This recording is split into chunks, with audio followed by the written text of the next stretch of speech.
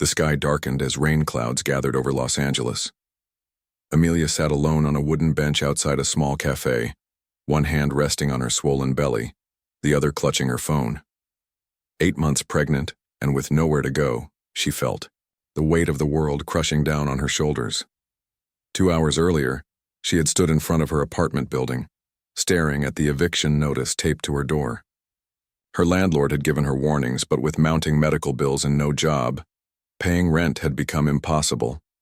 Now all her belongings sat in 2 suitcases beside the bench, everything she owned in the world. "Please, I just need a place to stay for a few nights," Amelia whispered into her phone, trying to keep her voice steady as she talked to an old friend. "Just until I figure something out." The response on the other end was apologetic, but firm. No room, not even a couch to spare. "I understand," she said, though she didn't. How could she understand being 8 months pregnant with no home, no job, and no one to turn to? She ended the call and scrolled through her contacts. Name after name, she'd reached out to everyone she knew. Family members gave excuses. Friends suddenly had full houses. Her baby's father had disappeared the moment she told him about the pregnancy. A cool breeze swept through the street, making Amelia shiver. She pulled her thin jacket tighter around her shoulders. The baby kicked, a reminder that she wasn't just fighting for herself anymore. "I have nowhere to go," she whispered, as tears began rolling down her cheeks. She didn't bother wiping them away. What was the point? No one was watching. No one cared. Inside the cafe, the warm glow of lights beckoned. With the last few dollars in her pocket, Amelia had bought a cup of tea, nursing it for over an hour while she made her calls. She couldn't go back in now. She couldn't afford another drink, and the staff had already given her sympathetic looks that were starting to turn impatient. The first drops of rain began to fall, pattering on the sidewalk around her. "Perfect," she thought. "Just what I need." What she didn't know was that someone had been watching her. At a corner table inside the cafe, partly hidden by a newspaper, sat Keanu Reeves. He hadn't meant to eavesdrop, but the raw emotion in Amelia's voice had carried through the open window next to his table. Keanu had come to the cafe seeking a moment of normalcy, a quiet break between filming scenes for his latest movie. Dressed in simple jeans and a worn leather jacket, with a baseball cap pulled low over his eyes, he'd managed to blend in, just another customer enjoying a late afternoon coffee. But for the past hour, he'd been distracted by the pregnant woman outside. He'd watched her make call after call, seen her shoulders slump further with each conversation. He'd noticed how she cradled her belly protectively, how she tried to hide her tears from passers-by. When she whispered, "I have nowhere to go," something inside him shifted. He'd heard those words before, not from his own mouth, but from his sister's many years ago when she had faced her own struggles. He remembered the fear in her eyes, the same fear he now saw in this stranger's face. The rain started coming down harder. Amelia looked up at the sky, blinking as raindrops mixed with her tears. She needed to find shelter. But where? The local women's center was full. She'd called them first. Motels required credit cards she no longer had. The hospital wouldn't admit her until she was in labor. She struggled to her feet, one hand supporting her back, the other reaching for her suitcases. The larger one tipped over, spilling some clothes onto the wet sidewalk. "No, no, no," she muttered, awkwardly trying to bend down to pick them up, her pregnant belly making it nearly impossible. Inside, Keanu set down his coffee cup. Without overthinking it, he stood up, left a generous tip on the table, and walked outside. "Let me help you with that," he said quietly, bending down to collect the scattered clothes and tuck them back into the suitcase. Amelia looked up, startled. Through the rain and tears, it took her a moment to recognize him. When she did, her eyes widened slightly, but her situation was too desperate for celebrity shock to take priority. "Thank you," she said simply, her voice hoarse from crying.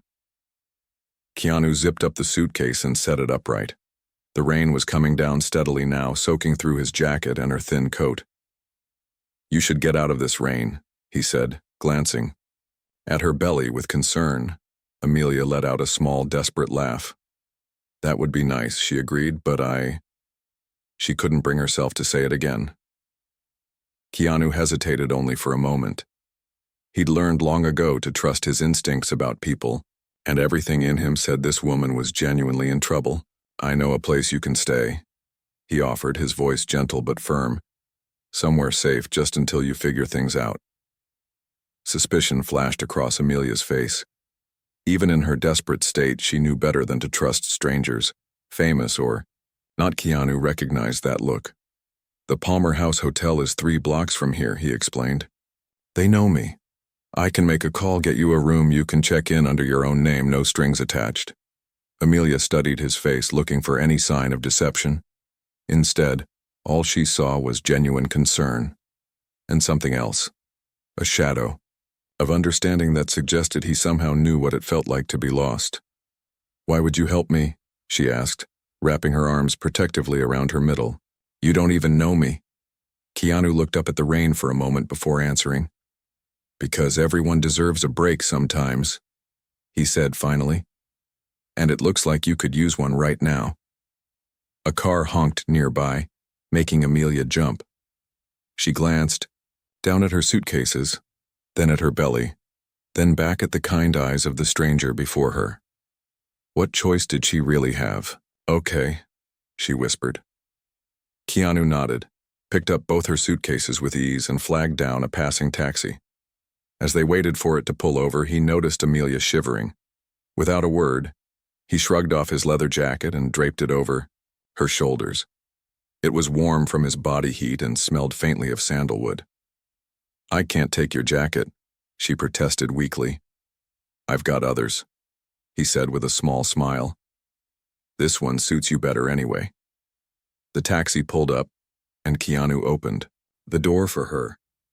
As Amelia carefully lowered herself into the back seat, the reality of what was happening washed over her.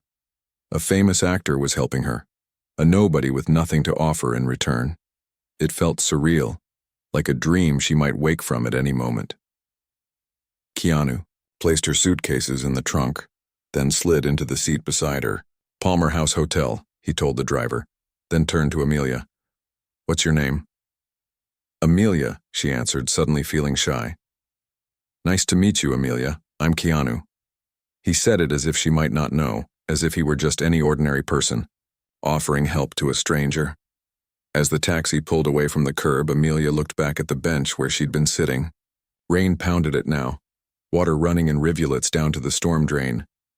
That could have been her tonight, soaked and alone with nowhere to turn. Instead, here she was, dry and heading toward shelter, all because someone famous and wealthy who had absolutely no reason to care about her problems, had decided to help. The taxi wound through the rain-slicked streets of Los Angeles, windshield wipers beating a steady rhythm. Keanu took out his phone and made a quick call to the hotel, speaking in low tones. Amelia caught phrases like 2 weeks, paid in advance, and complete privacy. When he hung up, he caught her watching him. All set, he said. They're expecting you? 2 weeks? Amelia asked, her voice small. That's too much. I can't pay you back. Keanu shook his head. I'm not asking you to. But why? Why would you do this for a complete stranger? Keanu was quiet for a long moment, looking out at the rain-soaked city passing by outside the window. When he spoke, his voice carried a depth of feeling that surprised her. Years ago, someone helped me when I needed it. No questions asked, no repayment expected. Sometimes that's all it takes. One person deciding that your life matters, even when you're at your lowest point. The taxi slowed as they approached, a modest but clean-looking hotel. Not the luxury accommodation one might expect a movie star to choose, but a respectable place where Amelia wouldn't feel completely out of place. Here we are, Keanu said as the taxi came to a stop. Amelia looked out the window, then back at him, reality setting in. I don't know how to thank you. You don't need to, he replied. Just take care of yourself and that baby. As they stepped out of the taxi, the rain had slowed to a gentle drizzle. Keanu retrieved her suitcases and walked her to the entrance. Before they went inside, Amelia stopped and turned to him. "Most people walked right past me today," she said. "They saw me crying, saw that I was pregnant and alone, and they just kept going. Why didn't you?" Keanu smiled, a gentle, genuine smile that reached his eyes. "Because sometimes the unexpected thing is exactly what needs to happen." The Palmer House hotel lobby was modest but clean, with warm lighting and a small seating area near a fireplace. As Amelia and Keanu stepped through the doors, the receptionist looked up and immediately recognized the famous actor. Her professional smile widened, but to her credit she maintained her composure. "Mr. Reeves," she said with a nod, "we have everything ready." Keanu guided Amelia to the front desk, one hand lightly touching her elbow for support. She walked slowly, one hand pressed against her lower back, feeling the weight of her unborn child pulling her forward. "This is Amelia," Keanu said to the receptionist. "She'll be staying for 2 weeks." The receptionist, whose name tag read Lily, handed over a key card without asking for ID or credit card information. "Room 304, she said warmly. "It's one of our corner rooms with a little more space. There's a small kitchenette, too." Amelia stood speechless, the reality of what was happening still not fully sinking in. Just an hour ago, she had been sitting in the rain with nowhere to go. Now, a Hollywood star was arranging a hotel room for her. It felt like a dream, one she was afraid to wake from. "Thank you," she managed to say, her voice barely above a whisper. Keanu picked up her suitcases again.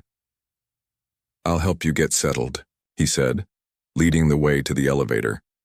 Inside the small elevator, Amelia finally found her voice again.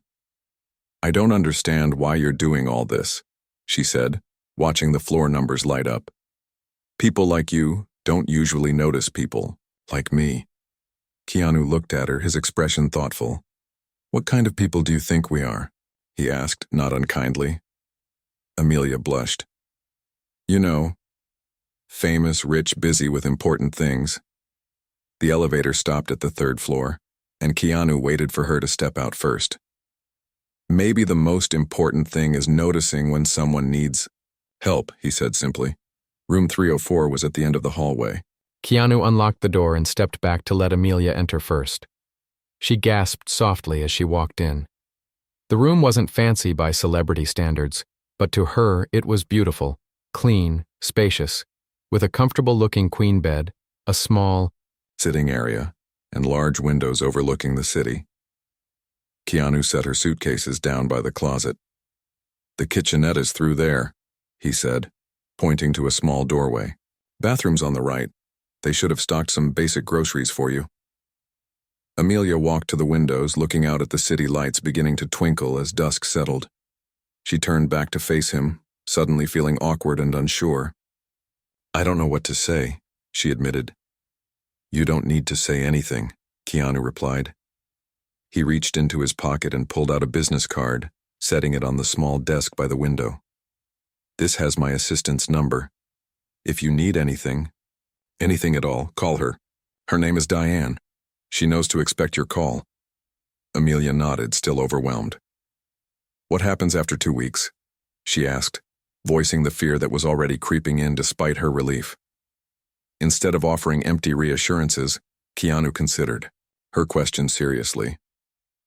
2 weeks gives you time to breathe, to think clearly without the immediate pressure. We can figure out next steps before then." "We?" Amelia repeated, surprised. "I know some people who might be able to help," he explained. "Organizations that support women in your situation. If you're comfortable with it, I can make some calls tomorrow." Tears welled up in Amelia's eyes again, but these were different from the desperate tears she'd shed on the bench. These were tears of relief, of a burden momentarily lifted. "Why don't you rest?" Keanu suggested gently. "Get settled in. There's a phone by the bed if you need anything from the hotel staff." He moved toward the door, seeming to understand that she needed space to process everything that had happened. "Wait," Amelia called as he reached for the doorknob. "Your jacket." She began to shrug off the leather jacket he'd draped around her shoulders earlier. Keanu shook his head. "Keep it for now, it's still raining." "But it's yours," she protested. He smiled. "Consider it a loan." After Keanu left, Amelia stood in the middle of the room, stunned by the sudden turn her life had taken. Slowly, she walked to the bed and sat down, running her hand over the clean, soft comforter. When was the last time she'd slept somewhere safe and comfortable? Her apartment had been small and run down, in a neighborhood where sirens were the nightly lullaby. Before the eviction, she'd spent 3 nights sleeping in her car until it was repossessed. Before that, she didn't want to think about before that. She opened the mini fridge in the kitchenette and found it stocked with milk, fruit, bread, cheese, and other simple foods. There was even a small basket on the counter with prenatal vitamins and herbal tea specially made for pregnant women. The thoughtfulness of these small details made her throat tight with emotion. Someone had taken the time to think about what a pregnant woman might need. Someone cared enough to notice. Amelia took a long shower, letting the hot water wash away the day's despair. She put on clean pajamas from her suitcase and, for the first time in months, slept without fear. Morning came with soft sunlight filtering through the curtains. For a disorienting moment, Amelia didn't recognize where she was. Then yesterday's events came flooding back. The eviction, the rain, the stranger's kindness. She had just finished a simple breakfast of toast and fruit when there was a knock at the door. Cautiously, she looked through the peephole to see a woman in her 40s with short gray hair and a kind face holding a folder. "Hello?" Amelia called through the door. "Who is it?" "My name is Ruth," the woman replied. "I'm from New Beginnings Support Center. Mr. Reeves asked me to stop by, but only if you're comfortable with that." Amelia hesitated, then opened the door. Ruth didn't look threatening, and Keanu had mentioned making some calls. "May I come in?" Ruth asked, her voice warm but professional. Amelia nodded, stepping back to let her enter. "I understand you're in a difficult situation," Ruth said once they were seated at the small table by the window. "First, I want you to know that everything we discuss is confidential. Second, there's no pressure. I'm here to present options, not to tell you what to do." Amelia wrapped her hands around her mug of tea. "What kind of options?" Ruth opened her folder. "New Beginnings works with pregnant women and new mothers who need support.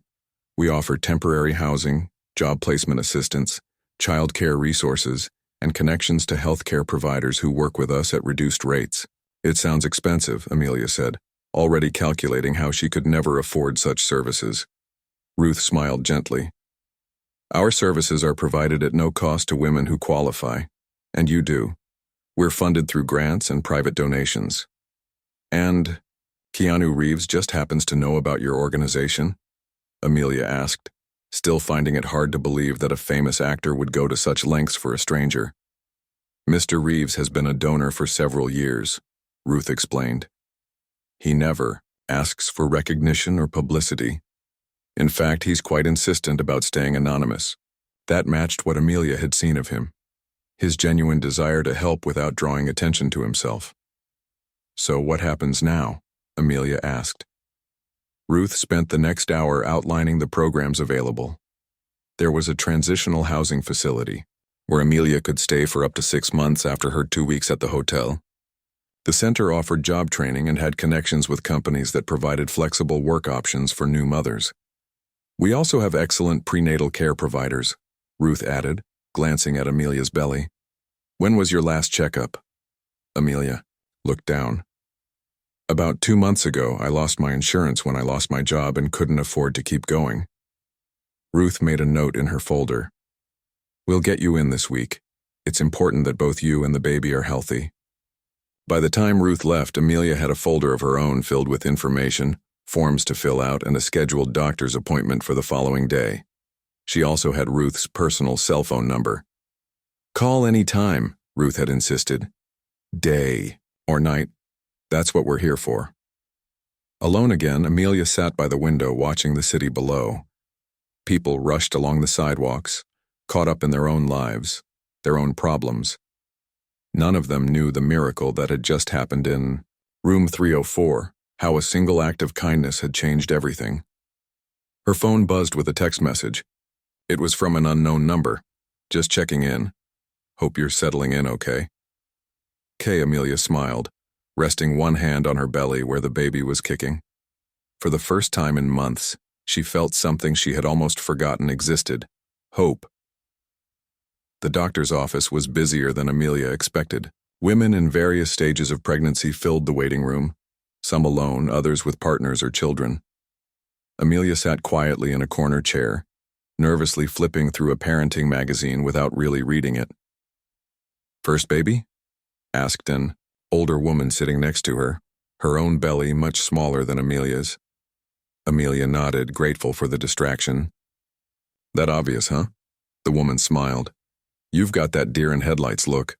I had it with my first too. This is my third." She patted her belly affectionately.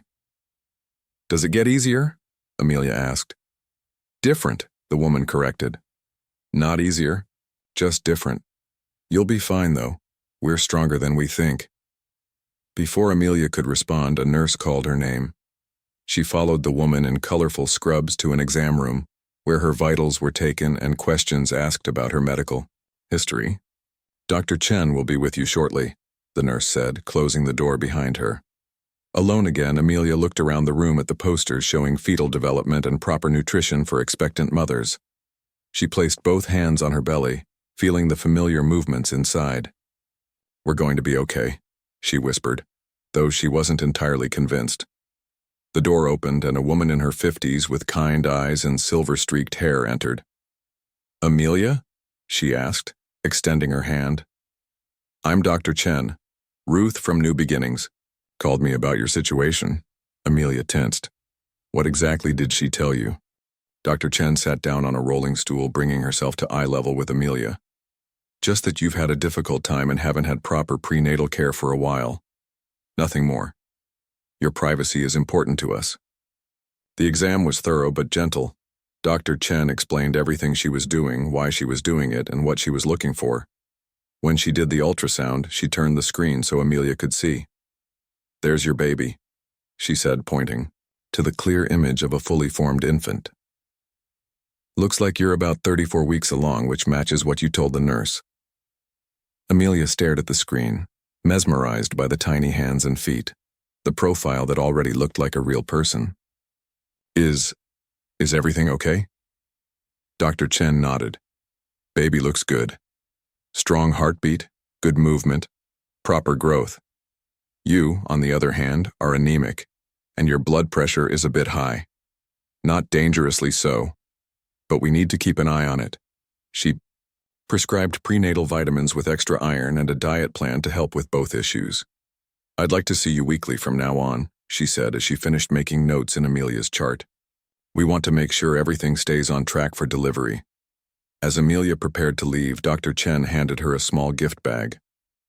Some samples of lotions for stretch marks, a body pillow for sleeping, and some information about our childbirth classes. They're free for New Beginnings clients. The kindness of this gesture on top of everything else made Amelia's eyes fill with tears. "Thank you," she said, her voice thick with emotion. Dr. Chen touched her shoulder lightly. "You're doing the hardest part already, asking for help when you need it. Many people never manage that." Back at the hotel, Amelia found a message waiting for her at the front desk. Keanu had called to check if she needed anything. There was a number where she could reach him directly if she wanted to. Sitting on her bed, Amelia stared at the number for a long time before dialing. She almost hung up when it started ringing, suddenly feeling foolish.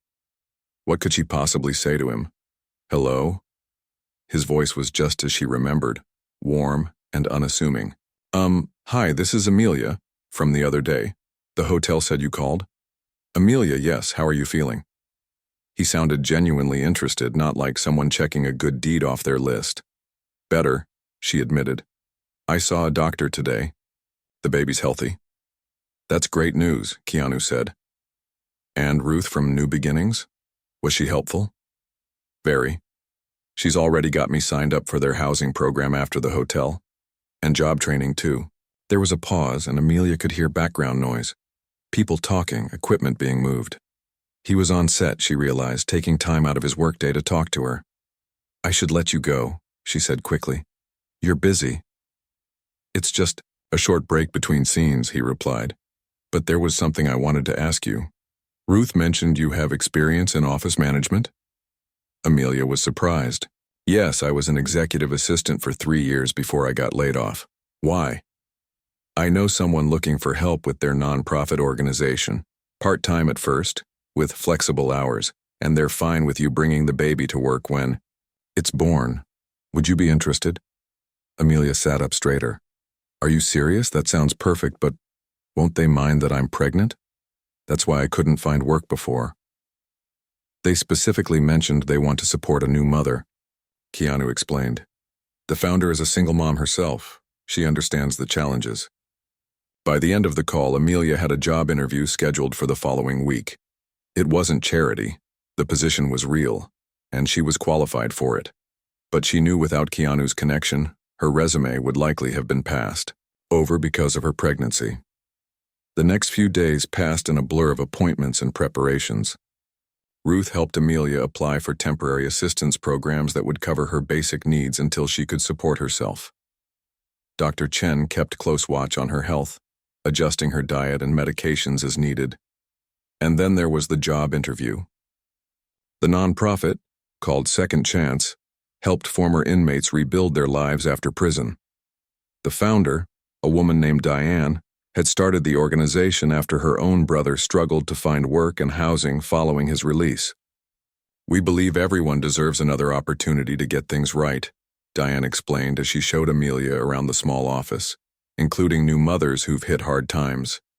The position would involve managing the office, coordinating volunteers, and helping with grant applications. The pay wasn't tremendous, but it came with health insurance that would cover both Amelia and her baby. Most importantly, there was a small daycare area in the back of the office where Amelia could keep her child while she worked. "We need someone who can start right away," Diane said. "Our last office manager left suddenly and things are a bit chaotic. Do you think you could handle jumping in with both feet, even this close to your due date?" Amelia didn't hesitate. "I can start tomorrow," Diane smiled. "Perfect, let's say 9 a.m. We can ease you in with half days until you're comfortable with the systems." That evening, back at the hotel, Amelia texted Keanu the good news. His response came quickly. "That's wonderful. Diane is good people. You'll be in good hands there." She stared at his message, trying to find the right words to express her gratitude. "How do you thank someone who completely changed the course of your life?" "Thank you" seemed woefully inadequate. Finally, she typed, "I don't know how I'll ever repay you for everything you've done." His response came a few minutes later. "The best way to thank someone for a kindness is to share kindness with others when you can. That's all the repayment anyone needs." Amelia thought about his words as she prepared for bed. The idea was simple, but powerful. She might not be able to offer someone a hotel room or a job connection, but there would be ways, big and small, that she could help others once she was back on her feet. The next morning, Amelia woke early, excited and nervous about her first day at work. She dressed carefully in one of the maternity outfits Ruth had helped her find at a second-hand store, professional-looking despite being gently used. As she was about to leave, the hotel desk clerk stopped her. "Package for you," he said, handing her a medium-sized box.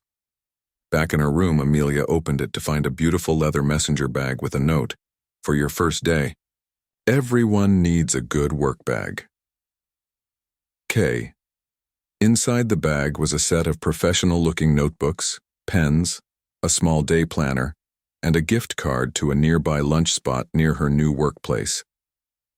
Again, she was struck by the thoughtfulness behind these gifts. They weren't extravagant by celebrity standards, but they were exactly what she needed. Practical items that would help her succeed, chosen with care and consideration. As she walked to her new job, messenger bag over her shoulder, Amelia felt different than she had just a week ago. The weight of her pregnancy was the same, but the weight of despair had lifted. In its place was something new and unfamiliar, a sense of possibility, of a future that might hold good things after all. The small office of Second Chance came into view, and Amelia took a deep breath.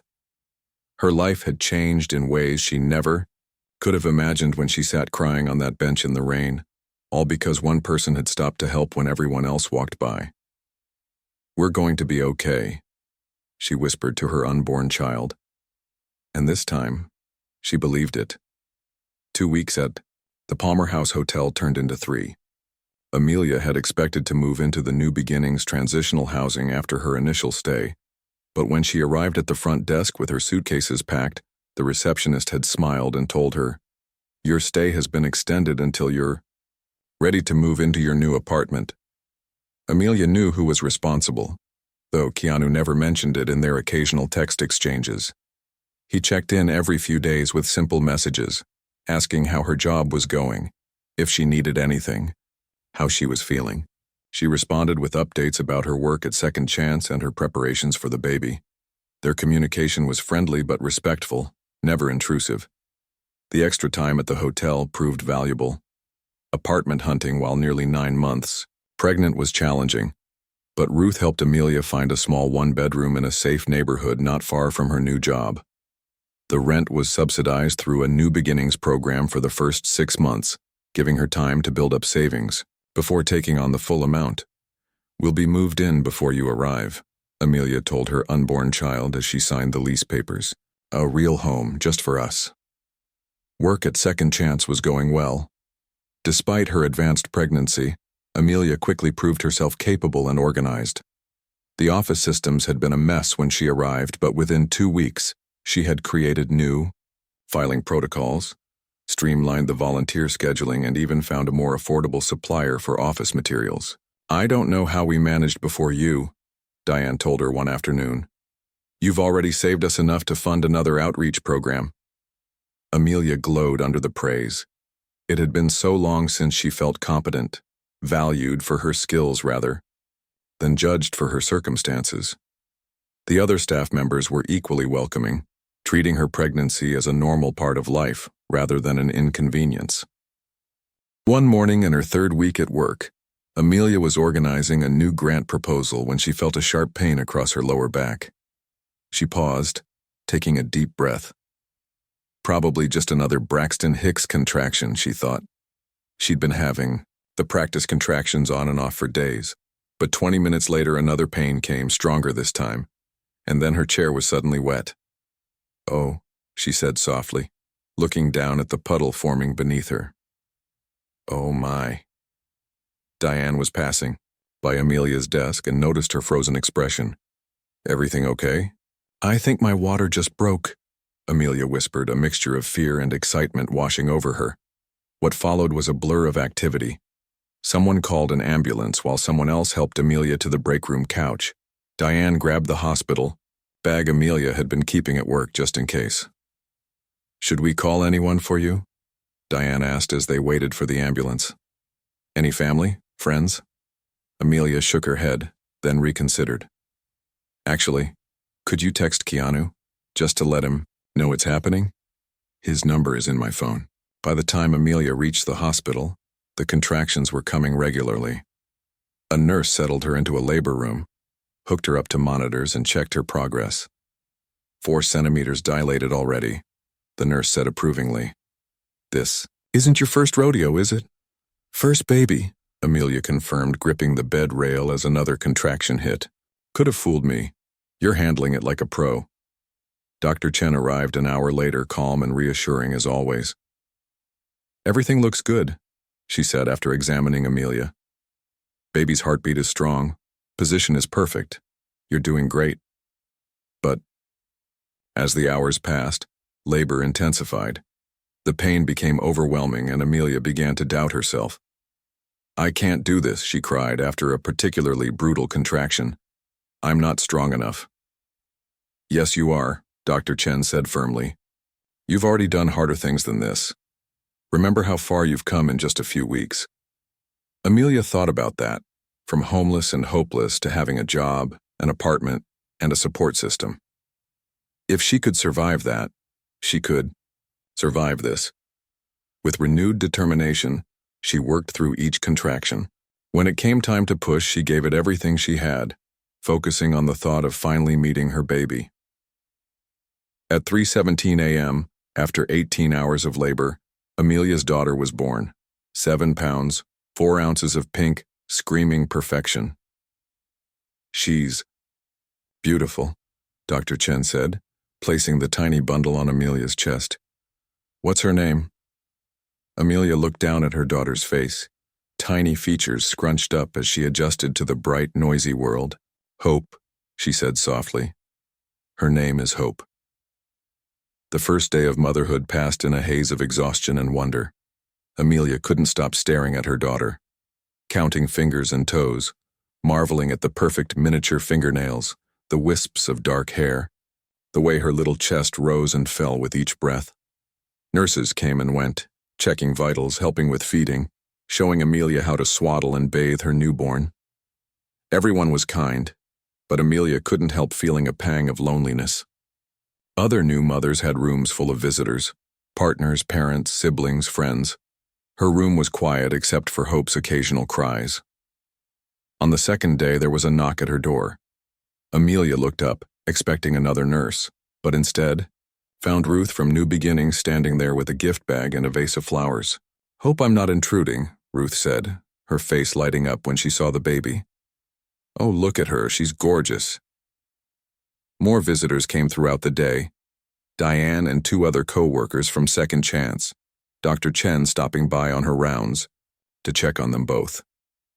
Each brought small gifts, onesies, diapers, a soft stuffed bear. Late that afternoon, as Hope slept peacefully in the hospital bassinet, another knock came at the door.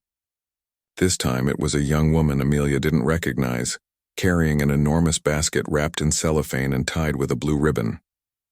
"Delivery for Amelia and Hope," the woman said cheerfully. The basket contained everything a new mother might need. High-quality baby clothes in various sizes, the softest blankets Amelia had ever touched, a state-of-the-art baby monitor, books about infant care, and even a small envelope with a gift card for a food delivery service. "Who sent this?" Amelia asked, overwhelmed by the thoughtfulness of the gift. The delivery woman handed her a small card. Inside, in simple handwriting, it said, "Congratulations on your new beginning. Wishing you and Hope all the best." No grand gesture, no public announcement, just a quiet acknowledgement of this important moment in her life. Typical Keanu, Amelia thought with a smile. She sent him a photo of Hope sleeping peacefully, wrapped in one of the blankets from his gift. His response came quickly. "She's perfect. You did great."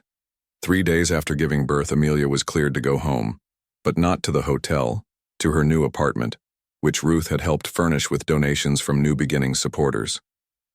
There was a crib, a changing table, a rocking chair, and even a small couch and coffee table in the living room. "It's not fancy," Ruth said as she helped Amelia settle in, "but it's yours." Amelia walked slowly around the apartment, Hope cradled against her chest. "It's perfect," she whispered, tears filling her eyes. Just weeks ago, she had nowhere to go. Now she had a home. The first night alone with Hope was terrifying. Every tiny sound the baby made had Amelia jumping up to check on her. Was she breathing? Was she too hot? Too cold? Was that cry from hunger or discomfort? By morning, Amelia was exhausted but triumphant. They had survived their first night together. "We did it," she told Hope as she fed her in the pale morning light. First of many. Diane had insisted that Amelia take 6 weeks of paid maternity leave, an unheard-of benefit for someone so new to a job. "We'll manage," she'd said firmly when Amelia protested.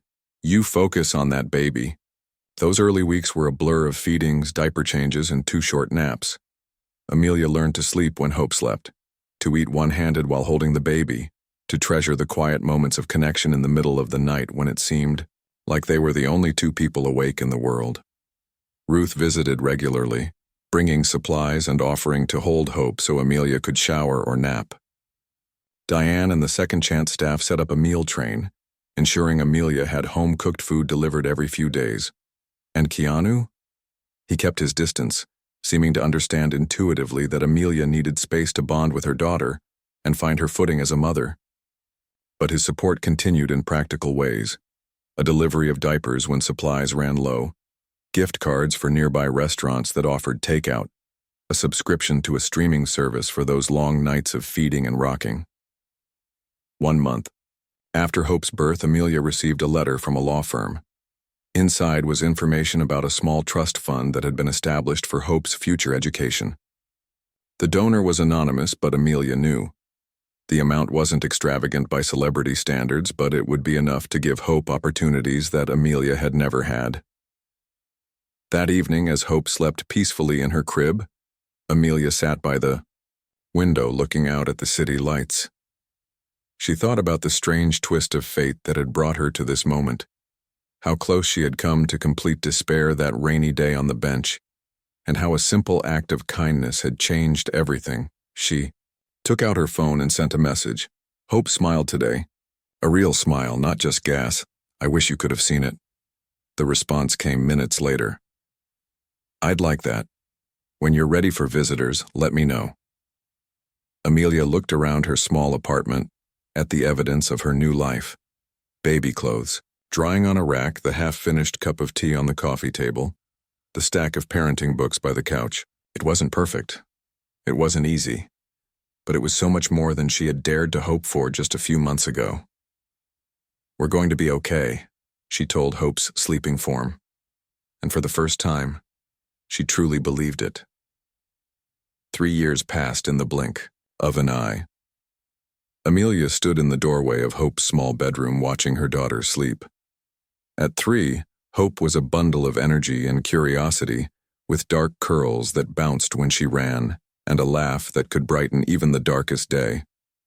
Now in sleep, her long eyelashes rested against her cheeks, her small chest rising and falling with each peaceful breath. So much had changed since that rainy day when Amelia had nowhere to go. The tiny apartment was still their home, though. Amelia had slowly made improvements. Curtains she had sewn herself, a bookshelf built from an online tutorial, walls painted in soft colors. It wasn't fancy, but it was filled with love and safety. Amelia's position at Second Chance had grown from office manager to program director. She had discovered a talent for grant writing, bringing in enough new funding to expand their services, to include housing assistance for former inmates with children. Her own experience of homelessness had given her insights that made the program particularly effective. Hope attended the daycare at Second Chance 3 days a week, becoming the unofficial mascot of the organization. The formerly incarcerated individuals who came through their doors often found their first smile of the day in Hope's unquestioning acceptance and joyful presence. The other 2 days, Hope stayed with Diane, who had become like a grandmother to her. This arrangement gave Amelia flexibility to attend night classes at the community college, where she was slowly working toward a degree in social work. Life wasn't perfect. Money was still tight and single parenthood was exhausting. There were nights when Amelia collapsed into bed too tired to even cry. Days when Hope's tantrums tested the limits of her patience. Moments when the responsibility of raising a child alone felt overwhelming. But those hard times were balanced by immeasurable joy. Hope's first steps, first words, the way her small hand fit perfectly in Amelia's, the sound of her daughter calling Mama from across a room. Through it all, Keanu's presence in their lives remained consistent but unobtrusive. He never sought recognition for his help, never used Amelia and Hope as publicity for his good deeds. His support came in practical forms, ensuring Hope's education fund grew steadily, sending birthday and Christmas gifts that were thoughtful, rather than extravagant, checking in every few months with a text or call. He had visited only 3 times, once when Hope was 2 months old, once on her first birthday, and once when he happened to be filming nearby and stopped by with ice cream. Each visit was relaxed and friendly, without fanfare or expectations. "He's not what I expected," Diane had commented after meeting him at Hope's birthday. No ego, no celebrity attitude, just a decent guy who happens to be famous. That's what had struck Amelia most over the years, not the financial help, though that had been life-changing, but the genuine kindness without expectation of reward or recognition. He had shown her what it meant to help someone simply because they needed it, not because of what you might get in return. That lesson had shaped how Amelia lived her own life. Despite her limited resources, she found ways to give back. Volunteering at the women's shelter where she had almost ended up, mentoring other single mothers through new beginnings, creating a small emergency fund at Second Chance for clients facing unexpected crises.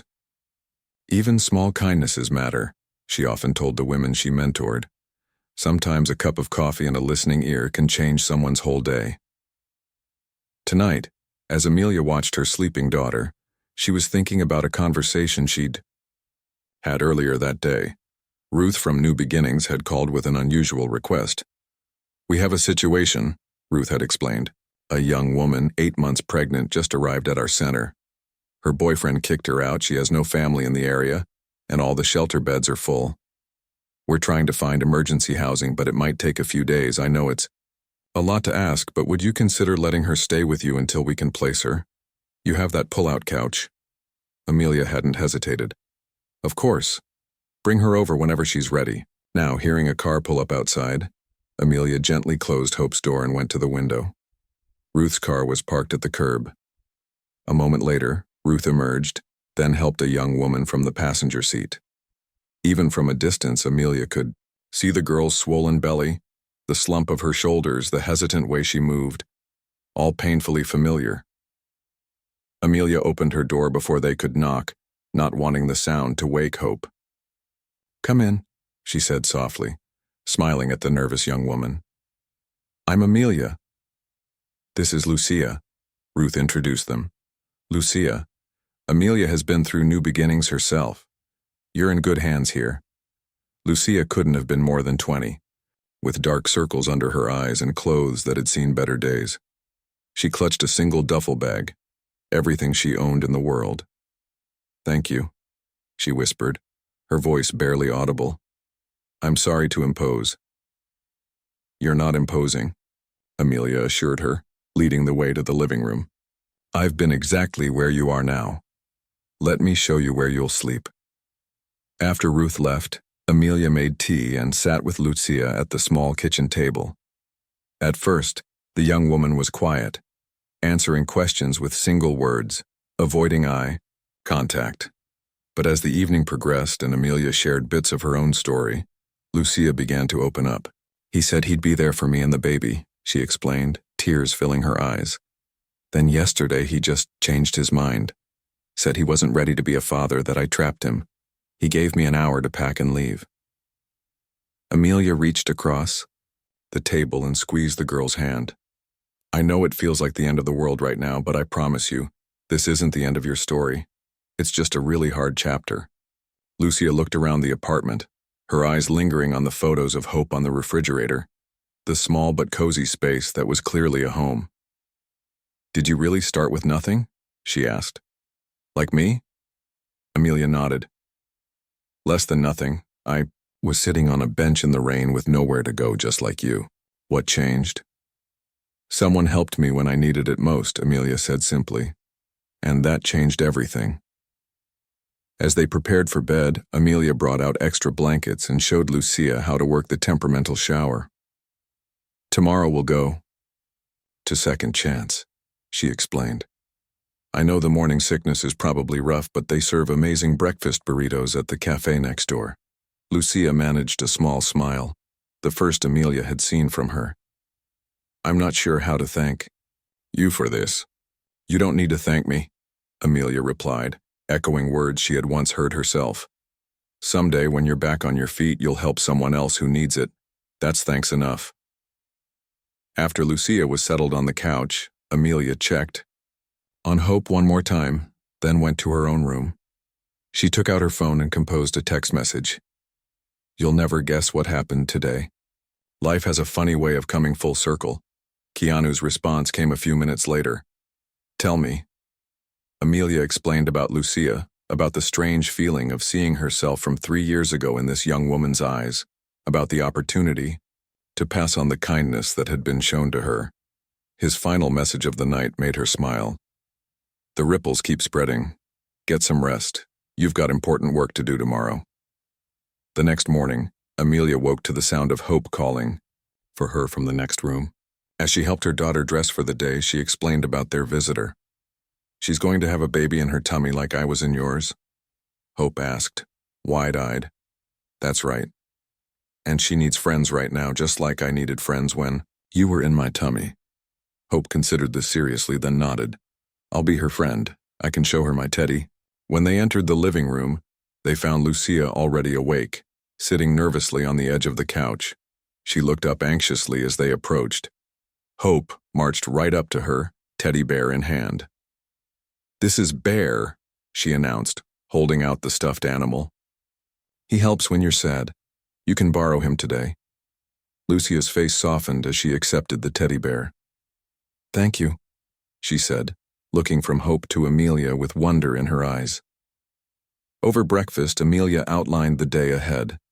A visit to, Second Chance, an appointment with Ruth to begin paperwork for services, a stop at the free clinic to check on the baby's health. It's a lot, I know, Amelia said, noticing Lucia's overwhelmed expression. But you don't have to do any of it alone. That's the most important thing I learned. None of us can do everything by ourselves, and we're not meant to. As they prepared to leave the apartment, Amelia caught sight of her reflection in the hallway. Mirror. Next to her was Hope, bouncing with energy, and behind them Lucia, still uncertain but standing a little straighter than she had the night before. 3 years ago, Amelia had been the one with nowhere to go, the one who needed help.